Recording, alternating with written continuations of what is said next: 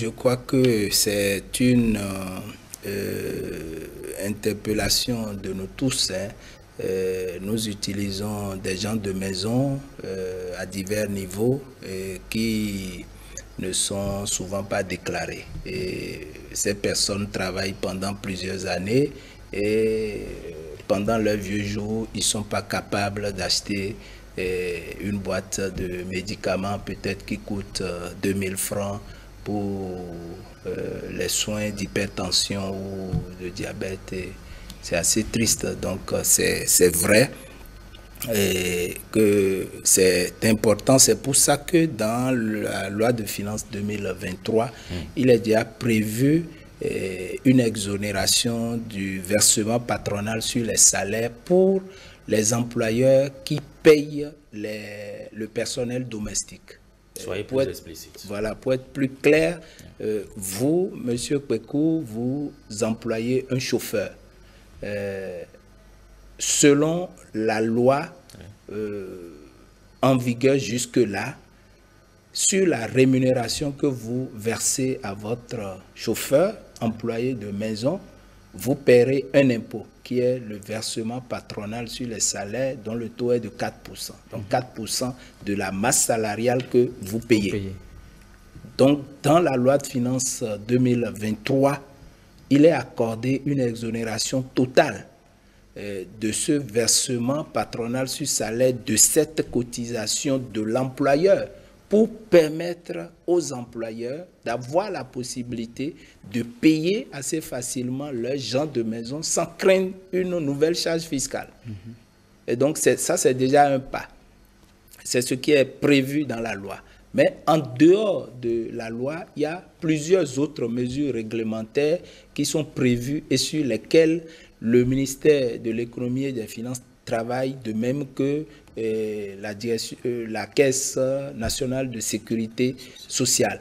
Donc, toutes ces mesures seront mises en place certainement au cours de l'année 2023 pour que les mesures administratives, réglementaires, légales, pour accompagner et inciter les employeurs à déclarer ces personnes-là puissent être vraiment en place pour que le projet prenne véritablement corps. Vous payerez désormais votre agent de maison, votre personnel domestique, sans crainte de payer vous-même une nouvelle imposition. Donc c'est en principe, s'il n'y avait pas cette exonération dans la loi de finances 2023, c'est que voilà, vous payerez une charge supplémentaire au plan fiscal. Donc l'État nous évite à nous tous donc cette charge supplémentaire. Maintenant, il y aura d'autres mesures réglementaires côté Caisse nationale de sécurité sociale pour vraiment permettre la mise en route du projet. Je crois que c'est un projet très important pour nous tous, parce qu'on a des parents, on a des frères et des sœurs qui sont dans cette situation, qui travaillent dans les bars, qui sont des chauffeurs ou qui sont des domestiques, des cuisiniers, des blanchisseurs, etc.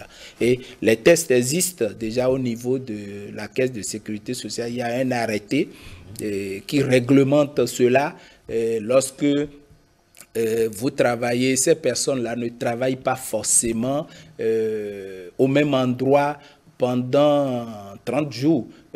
Si c'est un jardinier, il peut faire 2 heures chez monsieur A, il fait 1 heure chez monsieur B et 4 heures chez monsieur C.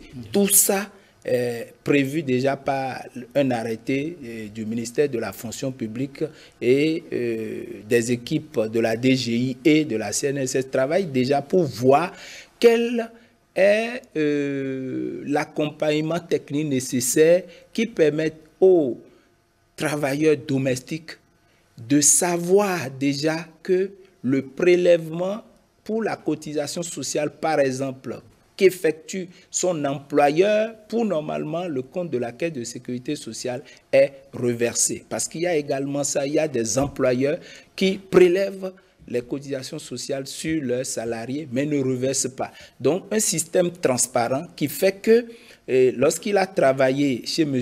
A et il a perçu un minimum, Il sait lorsqu'il est payé automatiquement la part qui va à la sécurité sociale. Lorsqu'il va chez M. B pour travailler, il est payé. Il sait en même temps combien est allé à la cotisation sociale et lui-même, il suit sa cotisation. Il n'est pas surpris au bout de 30 ans de constater que son employeur n'a pas fait le reversement. Donc le système sera transparent et lui-même pourra suivre, ce qui va garantir vraiment l'efficacité de la mesure et l'aboutissement de ce projet.